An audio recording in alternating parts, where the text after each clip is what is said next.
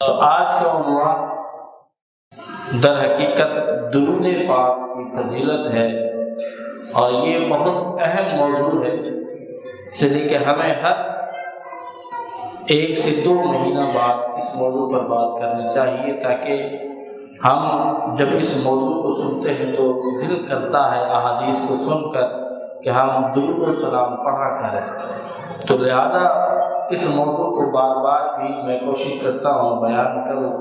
یہ موضوع اس لیے اہم ہے کہ اس عمل کو ہمیں کرتے رہنا چاہیے۔ حضرت ابی بن کعب رضی اللہ تعالیٰ عنہ حضور کے صحابی حضور کی بارگاہ میں عرض کرتے ہیں، یا رسول اللہ صلی اللہ علیہ وآلہ وسلم، میں وظائف جو پڑھتا ہوں ان میں سے ایک حصہ آپ پر درود پڑھتا ہوں، اور باقی 3 حصے اپنے وظائف کے لیے میں نے منتخب کیے ہیں۔ کیا یہ ٹھیک ہے، یا میں اس کے علاوہ کچھ اور وظائف پڑھوں؟ سرکار علیہ السلام نے فرمایا، اگر ان زدتا، اگر تو اس میں زیادہ کرتا ہے درود کو، فَهُوَ خَيْرٌ لَكَ، تو یہ تیرے لیے بہتر ہے۔ آج کی اگر میں جو وظائف کا ٹائم ہے اس میں سے آدھا ٹائم میں درود پڑھ لوں اور آدھا ٹائم وظائف پڑھ لوں، سرکار نے فرمایا، اس کے بعد صحابی پوچھتے ہیں، یا رسول اللہ یہ ٹھیک ہے؟ تو میرے آقا علیہ السلام نے فرمایا، ان زدتا، اگر اس میں بھی اضافہ کر لے، فَهُوَ خَيْرٌ لَكَ، تو یہ تیرے لیے بہتر ہے۔ تو حدیث پاک کا مفہوم ہے، آخر میں صحابی عرض کرتے ہیں، یا رسول اللہ صلی اللہ علیہ وآلہ وسلم، اگر جو میرا وظائف کا ٹائم ہے میں مکمل ہی آپ کی ذات پر درود و سلام پڑھتا ہوں، درود بھیجتا رہوں، تو یہ میرے لیے کیسا رہے گا؟ اب درود کا فائدہ سنیں۔ سرکار فرماتے ہیں، اس کے بدلے میں اللہ تعالیٰ تمہیں یہ عطا فرمائے گا کہ اللہ تعالیٰ تیرے سارے کاموں کو بھی بنا دے گا، اور اللہ تعالیٰ تیرے سارے گناہوں کو بھی معاف فرما دے گا۔ اس حدیث سے یہ پتہ چلتا ہے کہ سرکار نے فرمایا سارے کاموں کے لیے، تکفی کا لفظ سرکار نے فرمایا تجھے کافی ہے سارے کاموں کے لیے۔ تو اب درود ہم ادھر ادھر جاتے ہیں، بھائی کوئی عامل مل جائے، کوئی پیر مل جائے ایسا جو ہمیں ایسا وظیفہ بتائے جو ہمارے کام بن جائے، تو سرکار علیہ السلام کی حدیث کا مطالعہ کیجئے۔ سرکار نے پہلے ہی بتا دیا، ادھر ادھر جانے کی ضرورت نہیں ہے، 1 لاکھ 2 لاکھ روپے کسی کو دینے کی ضرورت نہیں ہے۔ درود پڑھو گے، اللہ تعالیٰ ویسے ہی تمہارے سارے کاموں میں اللہ تعالیٰ آسانی فرما دے گا اور سارے کام بنا دے گا۔ سرکار نے بتا دیا ہے سب کچھ، سبحان اللہ۔ اور درود پاک کے حوالے سے اصل آیت جو ہے، ان اللہ وملائکتہ یصلون علی النبی، تو ہم قرآن سے یہ سوال کرتے ہیں کہ قرآن میں اللہ تعالیٰ حکم دیتا ہے کہ نماز قائم کرو، ہمیں نماز پڑھنے کا حکم دیتا ہے، لیکن خود رب تعالیٰ نماز نہیں پڑھتا، نماز کو ادا نہیں کرتا۔ زکوٰۃ کا حکم دیتا ہے، خود نہیں دیتا۔ حج کا حکم دیتا ہے، خود نہیں یہ عمل کرتا۔ روزے کی باری آئی تو اللہ نے روزے کا حکم فرما دیا، لیکن خود نہیں رکھتا۔ تو اب یہ سارے وہ کام جو ہمیں حکم دیے گئے یہ بندے کرتے، لیکن ہم نے رب کی بارگاہ میں عرض کی، مولا کوئی کام ایسا تو ہو جو تو بھی کرتا اور بندے بھی کرے، اے قرآن تو بتا جس میں یہ حکم جاری ہوئے، کوئی کام ایسا بھی تو ہو جو رب بھی کرے اور بندے بھی کرے۔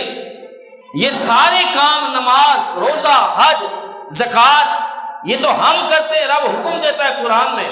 اے قرآن یہ بتا کوئی ایسا کام تو ہو جو رب بھی کرے اور ہم بھی کرے۔ تو پھر قرآن سے یہ جواب ملتا ہے، ان اللہ وملائکتہ یصلون علی النبی، وہاں سے یہ جواب ملتا ہے، قرآن سے یہ جواب ملتا ہے تم درود پڑھو، یہی کام رب بھی کرتا ہے اور رب کے فرشتے بھی یہی کام کرتے ہیں۔ اگر چاہتے ہو کہ رب والا کام کرے تو پھر درود کا کام کرو، اگر چاہتے ہو کہ رب والا کام کرے تو پھر درود پڑھو۔ تو یہ تو خود رب کائنات یہ عمل کر رہا ہے۔ اور بڑی خوبصورت بات، ہم جب نماز میں درود پڑھتے ہیں تو کس طرح پڑھتے ہیں؟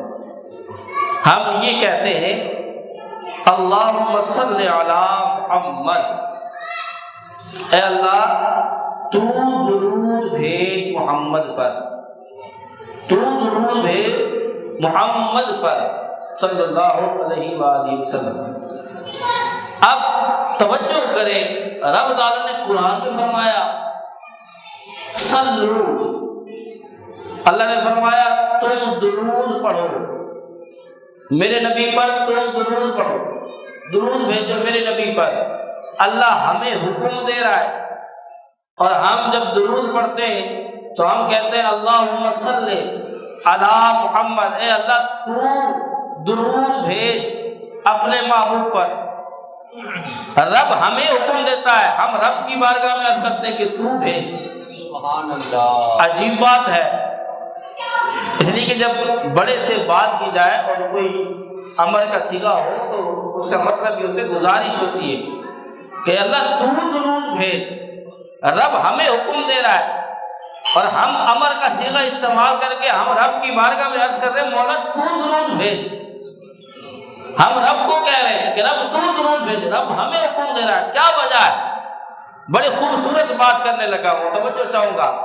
اس کی وجہ یہ ہے کہ ہماری زبانیں اس قابل نہیں، ہم اسی زبان سے گالی بھی بکتے ہیں، ہم اسی زبان سے بے حیائی کی باتیں کرتے ہیں، ہم اسی زبان سے کسی مومن بھائی کی غیبت کرتے ہیں، ہم اسی زبان سے ماں باپ کا دل دکھاتے ہیں، ہم اسی زبان سے بہت سارے فعل ایسے کرتے ہیں جو رب کو ناپسند ہے۔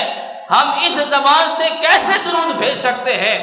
اور ہم تیرے محبوب کی عظمت کو جان ہی نہیں سکتے، اس لیے کہ تیرے محبوب کا فرمان ہے اے ابو بکر صدیق، جو ہر وقت ابو بکر صدیق ساتھ رہے، اس کے بعد میرے آقا ابو بکر صدیق سے فرماتے ہیں اے ابو بکر صدیق تو میری حقیقت کو نہیں جان سکتا، میری عظمت کو نہیں جان سکتا، جو رب تعالیٰ نے مجھے شان عطا کی ہے تو نہیں جان سکتا، وہ جو ہر وقت ساتھ رہنے والے ہیں وہ آپ کی عظمت کو نہیں جان سکتے، آپ کی شان کو نہیں جان سکتے، تو ہم کیسے آپ کی شان کو سمجھ سکتے ہیں؟ اے محبوب ہم آپ کی عظمت کو نہیں جان سکتے، رب تعالیٰ تو نے تو حکم دے دیا ہے، ہم تو نہیں جانتے تیرے محبوب کی عظمتیں کیا ہیں، شانیں کیا ہیں، کیسے اس نبی پر درود بھیجے؟ اس لیے کہ تو نے تو اپنے محبوب کو اتنی شانیں عطا کی ہیں کہ حضرت حسان جیسے صحابی وہ کہتے ہیں کہ تجھے تو ایسے بنایا گیا ہے جیسے تو چاہتا تھا، اب ہم تیرے محبوب پر کیسے درود بھیجے؟ یہ زبان بھی اس قابل نہیں ہے، اور تیرے محبوب کی عظمتیں اتنی ہیں ہم جان نہیں سکتے۔ اس لیے جو شاعر کہتا ہے وہ ہمارا عقیدہ ہے، اور ہم رب کی بارگاہ میں یہ عرض کرتے ہیں کہ مولا تو ہی درود بھیج، اس لیے کہ تیرے محبوب کی شان کو ہم سمجھ نہیں سکتے۔ خدا کی عظمتیں کیا ہے محمد مصطفیٰ جانے، اور مقام مصطفیٰ کیا ہے محمد کا خدا جانے۔ تو ہم تیرے محبوب کی عظمت کو جان نہیں سکتے، کتنی شانیں عطا کی ہیں، کتنی شانیں عطا کی ہیں۔ اس لیے کہ ساری شانیں ایک طرف، یہ ایک بات بڑی خوبصورت، جب اللہ تعالیٰ نے ہمیں بنایا تو مرضی ہماری نہیں تھی، رب تعالیٰ کی تھی، لیکن جب اپنے محبوب کو بنایا صحابی کہتے ہیں مرضی آپ کی تھی۔ اور بھی بہت ساری شانیں، لیکن یہ تو ہم بیان کر رہے ہیں حدیث سے سن کر، در حقیقت حضور کی کیا شان ہے ہمیں تو اتنا نہیں پتا، کیونکہ حضور تو ابو بکر صدیق کو فرما رہے۔ اور پھر سنیں جب یہ آیت کریمہ نازل ہوئی، بڑی خوبصورت حدیث، جب یہ آیت کریمہ نازل ہوئی ان اللہ وملائکتہ یصلون علی النبی یا ایھا الذین آمنوا صلوا علیہ وسلموا تسلیما، تو اس وقت میرے آقا علیہ السلام حدیث پاک کا مفہوم ہے حجرے سے باہر آئے، اور آپ حجرے سے باہر آ کر حضرت عبداللہ ابن عباس وہ کہتے ہیں، مفسر قرآن وہ کہتے ہیں کہ جب حضور باہر آئے حجرے سے تو آپ کہتے ہیں ہنی مجھے مبارک دو۔ سبحان اللہ۔ اللہ کے محبوب فرما رہے ہیں مجھے مبارکباد دو، مجھے مبارکباد دو۔ تو اس کا مطلب کوئی بہت بڑی خوشخبری ملی ہے نا جب سرکار فرما رہے مجھے مبارکباد دو۔ تو حضرت ابن عباس کہتے ہیں کہ حضور علیہ السلام کا چہرہ اس طرح چمک رہا تھا جس طرح انار کے دانے چمکتے ہیں۔ میرے آقا علیہ السلام کے حسن کی بات کس طرح صحابی کرتے ہیں، کہتے ہیں انار کے دانے جس طرح چمک رہے ہوتے ہیں تو حضور کا چہرہ اس طرح خوشی سے چمک رہا تھا۔ میرے آقا علیہ السلام نے فرمایا مجھے مبارکباد دو۔ اب حضرت ابن عباس کہتے ہیں ہنی اللہ کا یا رسول اللہ، آپ کو مبارک ہو، آپ کو مبارک ہو، لیکن حضور یہ تو بتائیں وہ کون سی اتنی بڑی خوشخبری ملی ہے جس پہ آپ ہمیں یہ حکم فرما رہے ہیں کہ مبارکباد دو۔ تو سرکار علیہ السلام نے فرمایا میں اس بات کو کبھی واضح نہ کرتا لیکن پوچھ ہی دیا ہے تو پھر میں بتانے لگا ہوں۔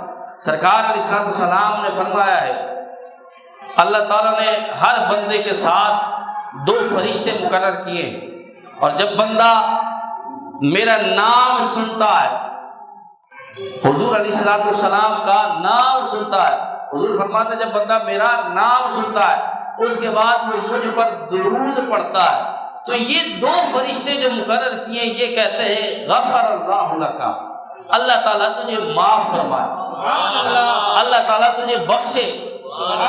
تو یہ 2 فرشتے کہتے ہیں اللہ تعالیٰ تجھے معاف فرمائے، تیرے گناہوں کی بخشش ہو جائے، تجھے اللہ تعالیٰ معاف فرما دے۔ تو یہ فرشتے یہ کہتے ہیں۔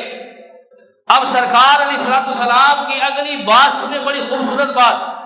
سرکار فرماتے ہیں جب یہ فرشتے اس طرح کی بات کرتے کہ اللہ تعالیٰ تیرے گناہوں کو معاف کر دے تو اس وقت آمین کہنے والے بندے نہیں ہوتے، آمین کہنے والے کوئی اور مخلوق نہیں ہوتی۔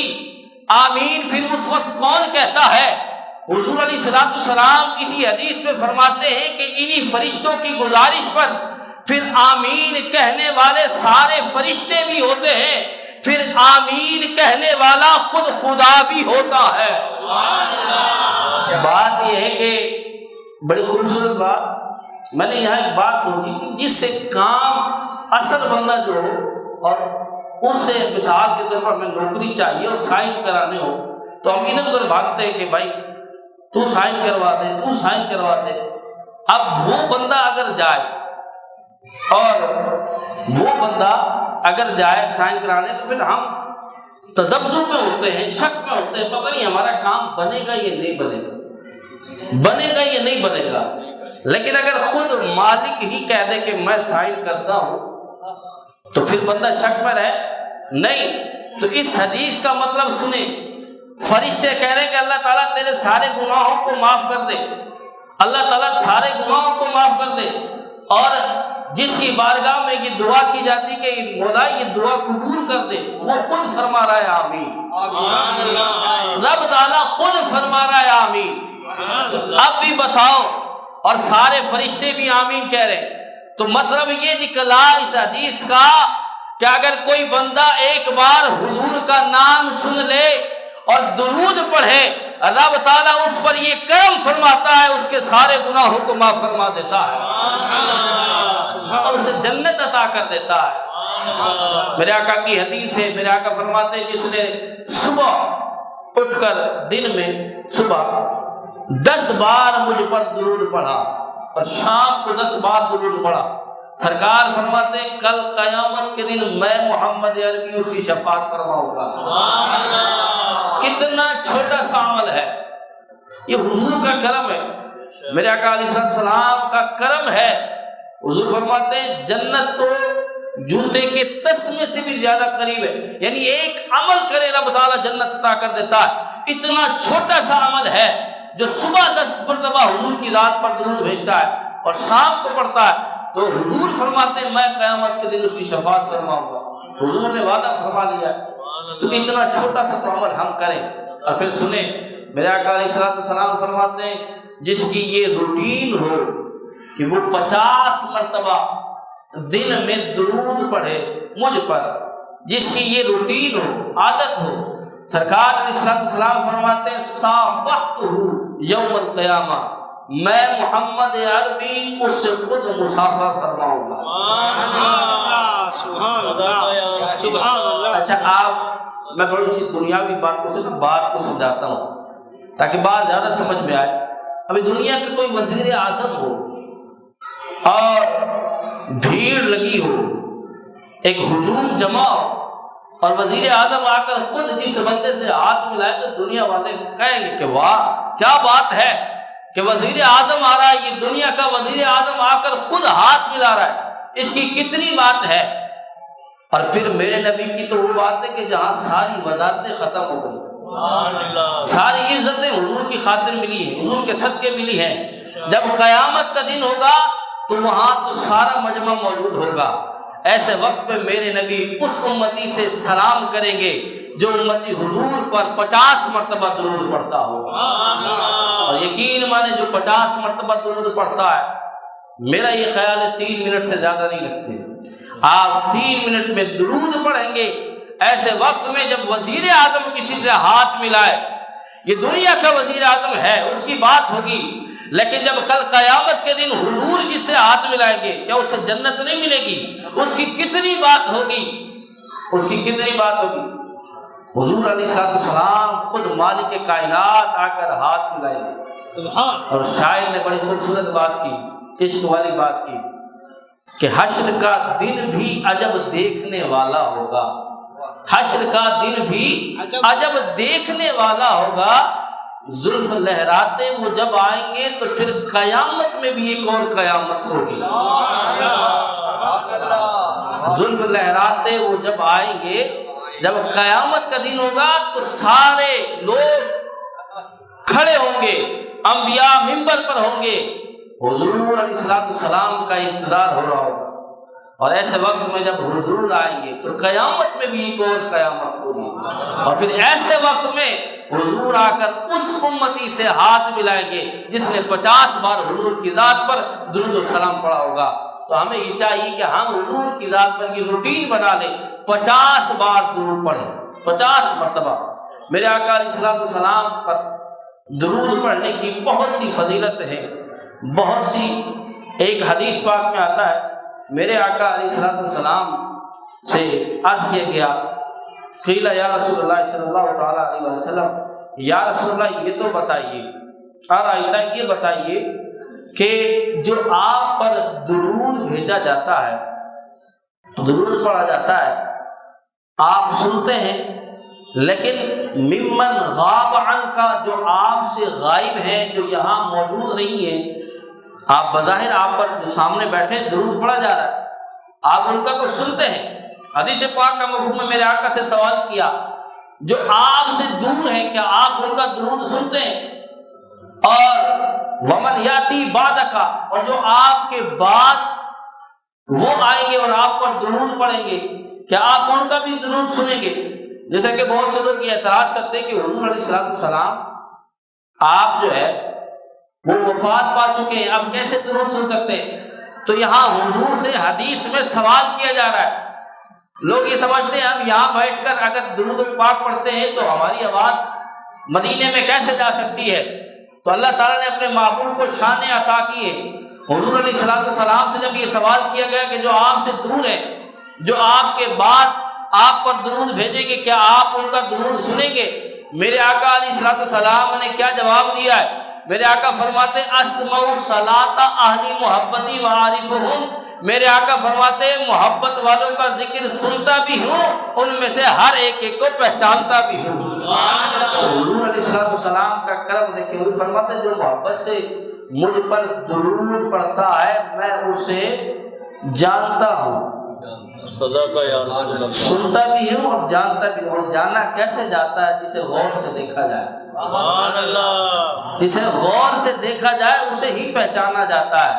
تو درود والے وہ ہیں جنہیں حضور خاص طور پر نگاہ کرم فرماتے ہیں اور انہیں جانتے بھی ہیں، پہچانتے بھی ہیں اور ضرور کرم بھی فرماتے ہیں۔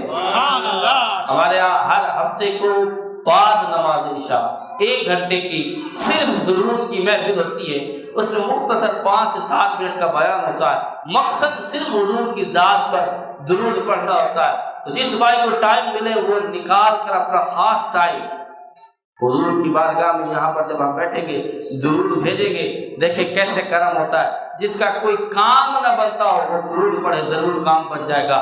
حضور علیہ السلام کے ایک غلام ابو حفص حداد رحمۃ اللہ تعالی علیہ، بڑا خوبصورت واقعہ ہے۔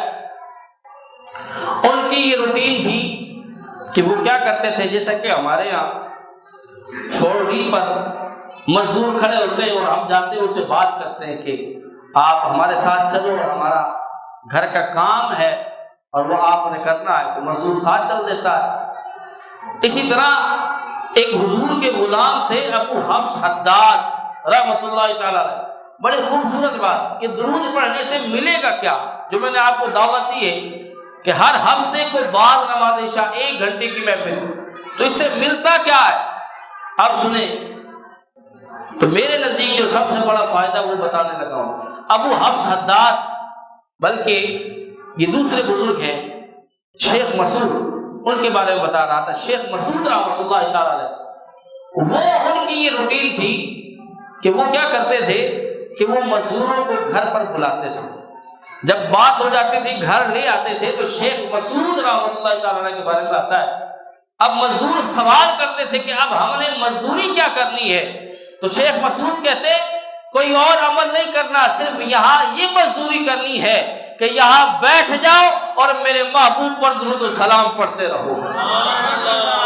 شیخ مسعود رحمۃ اللہ تعالی علیہ، آپ کا یہ عمل تھا مزدوروں کو بلا کر گھر پر بٹھا کر آپ کا یہ عمل تھا درود پڑھوانا کہ بس یہ کام کرو۔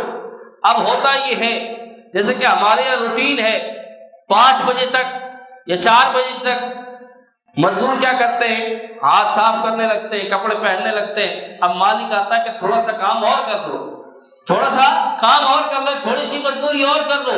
شیخ مسعود رحمۃ اللہ تعالی علیہ کے بارے میں آتا ہے کہ جب اس طرح مزدور کرنے لگتے اور گھر جانے کی تیاری کرتے تو شیخ مسعود رحمۃ اللہ تعالی علیہ قریب آتے اور آ کر کہتے کہ تھوڑا سا درود میرے محبوب پر اور پڑھ لو نا، کہتے تھوڑا سا درود اور پڑھ لو، بس یہی عمل کرنا ہے۔ اب سنیں فائدہ کیا ملتا ہے درود پڑھنے کا، جو بتانے لگا ہوں۔ یہ بزرگ یہ عمل کرتے کہ مزدوروں کو بلا کر گھر بٹھا کر مزدوری بھی دیتے اور ان سے درود پڑھواتے۔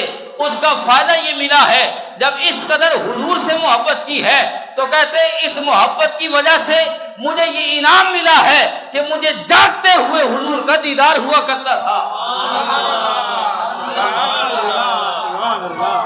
تو شیخ مسعود رحمۃ اللہ تعالی علیہ نے بتا دیا کہ درود کہ اگر کسی کو دعوت دیں گے اور اسے درود پڑھوائیں گے تو جاگتے ہوئے حضور کا دیدار ہوگا۔ حضور علیہ السلام آج بھی کرم فرماتے ہیں، ضرور زیارت کرواتے ہیں۔ آپ درود پڑھیں، دل سے درود پڑھیں، آپ کو زیارت نہ ہو تو آپ مجھے آ کر پکڑیے گا۔ یہ میں آپ کو حقیقت بتا رہا ہوں۔ اعلیٰ حضرت نے جب حضور کا دیدار کیا نا تو اعلیٰ حضرت نے کیوں لکھا تو زندہ ہے واللہ، تو زندہ ہے واللہ، تو زندہ ہے واللہ۔ مطلب کیا ہے اگلے شعر میں کہ میرے، تو اس کا مطلب یہ ہے کہ اعلیٰ حضرت کہتے ہیں سرکار آپ کو زندہ ہے، میرے، آپ تو میرے ہیں، مجھے تو نظر آ گئے چشم عالم سے چھپ جانے والے، آپ دوسروں کو نظر نہیں آتے، اس لیے کہ ہم جب بے حیائی کے منظر ان آنکھوں سے دیکھیں اور رب تعالیٰ اپنا محبوب بھی ہمیں انہی آنکھوں سے دکھا دے، یہ کیسے ہو سکتا ہے؟ آج بھی آنکھیں پاک کرو اور درود پاک کی محفل میں آؤ، درود پڑھو، دیکھو حضور کیسے کرم فرماتے ہیں۔ اس لیے کہ میرے آقا خود فرماتے ہیں اسمع الصلاۃ اہلی محبتی وعارف ہوں، محبت والوں کا ذکر سنتا بھی ہوں، ان میں سے ہر ایک کو پہچانتا بھی ہوں۔ تم حضور کی نگاہوں میں آ جاؤ گے۔ اور جو بندہ چاہتا ہے کہ ہم ایسا عمل کریں کہ ہمارے سارے کام بن جائے، ہم ایسا عمل کریں کہ ہمارے رزق میں برکت ہو جائے، ہمیں کوئی ایسا وظیفہ پتہ لگ جائے کہ ہم صرف دعا کے ابھی جملے کہہ رہے ہوں اور بات پوری ہو جائے تو پھر سنو میں وظیفہ بتا رہا ہوں، میرے نبی پر درود پڑھو، رب تعالیٰ تمہارے ابھی جملوں کو پورا نہیں ہونے دے گا اور تمہارے سارے کاموں کو بنا دے گا۔ تکبیر، نعرہ رسالہ۔ آخری بات، بڑی خوبصورت بات میرے ذہن میں آئی، حضرت شیخ شبلی علیہ رحمہ آپ بتاتے ہیں کہ آپ کا ایک ہمسایہ فوت ہو گیا، اس کا انتقال ہو گیا، پڑوسی کا انتقال ہو گیا، تو آپ نے خواب میں آپ نے اس کو دیکھا تو آپ نے اس سے سوال کیا کہ تیرے ساتھ قبر میں کیا ہوا تھا، قبر میں تیرے ساتھ کیا ہوا؟ شیخ شبلی پوچھ رہے ہیں تیرے ساتھ قبر میں کیا ہوا؟ اس نے جواب دیا بڑے مشکل حالات آ گئے تھے، میری زندگی میں میری زبان ایسی تھی کہ یہ حضور علیہ السلام کا وہ غلام کہتا ہے کہ یہ اللہ کے ذکر سے غافل رہے، بڑے بڑے مشکل حالات آئے، سوالوں کے جواب میں پھنس گیا، جب فرشتے مجھ سے قبر میں سوال کر رہے تھے تو میں جواب نہ دے سکا، حالات مشکل ہو گئے، بڑے کٹھن معاملات ہو گئے، اور فرشتے آگے بڑھ رہے تھے کہ ایسے وقت میں وہ آگے بڑھنے کا ارادہ کر رہے تھے اور مجھے عذاب دینا چاہتے تھے، تو کہتا ہے کہ ایسے وقت میں ایک نوری انسان ان کے درمیان حائل ہو گیا اور وہ آ کر مجھے جواب پڑھاتا رہا، میں نے جواب دے دیے، جب میں پاس ہو گیا تو میں نے اس نوری انسان سے پوچھا اے انسان یہ تو بتا تو ہے کون جو ایسے کٹھن معاملات میں بڑی مشکل حالات میں تو نے میرا ساتھ دیا ہے؟ تو وہ نوری انسان جواب دیتا ہے میں وہ تیرا درود ہوں جو دنیا میں تو مصطفیٰ پر پڑھا کرتا تھا، اب فکر نہ کر، قبر بھی میں نے تیرا ساتھ دیا ہے، حشر میں بھی میں تیرا ساتھ دوں گا، میدان پہ بھی تیرا ساتھ دوں گا، پل صراط سے بھی پار لگا کر تجھے جنت بھی بھیج دوں گا۔ تو جو دنیا میں درود پڑھتا ہے درود قبر میں بھی کام آتا ہے، اور یہی درود جس ذات پر پڑھا جائے میں نے بیان کیا تھا کہ جب آخری بات ایک ذہن میں آئی، جب ہمارے ہاں کسی کا انتقال ہوتا ہے تو ہم کیا کرتے ہیں؟ جلدی کرتے ہیں کہ کسی طریقے سے جلدی اس کو دفنا کر، بہت سے لوگ تو قبرستان جاتے ہی نہیں ہیں کہ ان کی اپنی مصروفیات ہے، بھائی ہے تو وہ بھی آدھا گھنٹہ کھڑا ہو جاتا ہے قبر پر، واپس آ جاتا ہے۔ تو اب میں بتانے لگا ہوں یا تو قبر میں درود پہنچتا ہے یا پھر کون پہنچتا ہے۔ اب سنیں، جب ہمیں اپنے رشتہ داروں کو ہم دیکھتے ان کا انتقال ہوتا ہے تو ہم بڑی جلدی کرتے ہیں دفنانے، اور دفنا کر آ جاتے ہیں، اس کے بعد سالوں گزر جاتے ہیں، ہم میں سے کوئی نہیں جاتا، جتنی محبت کرنے والا بھائی ہو لیکن بھائی بھی ساتھ نہیں جاتا قبر میں، جتنی محبت کرنے والا آپ کا عاشق ہو لیکن وہ بھی آپ کے ساتھ نہیں جائے گا، مخلص دوست ہو وہ بھی چھوڑ جاتا ہے۔ قبر ایسی چیز ہے، قبر ایسی منزل ہے کہ حضرت عثمان غنی جیسے صحابی سب سے زیادہ آپ کے بارے میں آتا، جب بھی آپ قبر پہ جاتے اتنا روتے کہ آپ کی داڑھی مبارک آنسوؤں سے تر ہو جاتی۔ کسی نے پوچھا اے عثمان غنی یہ وہ ہیں جنہوں نے کئی بار حضور سے جنت خریدی ہے، لیکن آپ سے پوچھا گیا اے عثمان غنی جب آپ قبر پر آتے ہیں اتنا روتے ہیں، وجہ کیا ہے؟ عثمان غنی جواب دیتے ہیں کہ میں نے سرکار سے سنا تھا، وہ فرماتے ہیں کہ سب سے پہلی منزل قبر کی ہے، جو اس میں پاس ہو گیا وہ آگے کے سارے مراحل میں پاس ہو گیا، اس لیے میں یہاں کھڑے ہو کر روتا ہوں۔ تو قبر ایسی منزل ہے کہ یہاں سارے اپنے چھوڑ جاتے ہیں۔ تو توجہ تو کرو، میں نے بات بتائی کہ شیخ شبلی کہتے ہیں کہ وہ بندہ جو پریشان ہو چکا تھا درود نے آ کر اسے بچا لیا ہے، لیکن ایسے وقت میں جو میں بات کر رہا ہوں جب اپنے چھوڑ جائیں گے، بھائی چھوڑ جائیں گے، دوست چھوڑ جائیں گے، سب چھوڑ جائیں گے، ایسے وقت میں جب قبر کی اندھیری رات ہوگی، ایسے وقت میں تو ایک اجالا سا آئے گا، ایسے وقت میں میرے لجپال آ جائیں گے اور امتی کو کہیں گے پریشان نہ ہو، اے امتی پریشان نہ ہو، سب تو چھوڑ کر جا چکے ہیں، لیکن تیرا محمد آ چکا ہے جو تجھے سہارا لگانے آ چکا ہے۔ حضور علیہ السلام ضرور کرم فرماتے ہیں، حضور علیہ السلام قبر میں بھی کرم فرمائیں گے، یا تو ان کا درود کام آتا ہے یا خود کام آتے ہیں۔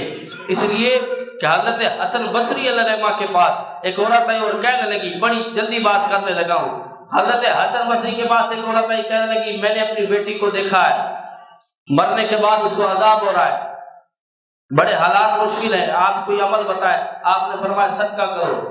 چند دنوں کے بعد حضرت حسن بصری رحمۃ اللہ تعالی نے خواب میں دیکھا تو اس پر عذاب تو نہیں ہو رہا تھا، وہ تو جنت کے محل میں بیٹھی تھی، تو اس سے سوال کیا کہ تمہیں یہ شرف کیسے ملا؟ تمہاری ماں تو کہتی تھی کہ تمہیں عذاب ہو رہا ہے، یہ تم بچ کیسے گئی؟ عذاب سے کیسے بچ گئی؟ اور یہ انعام و اکرام کیسے مل گیا؟ یہ جنت کیسے مل گئی؟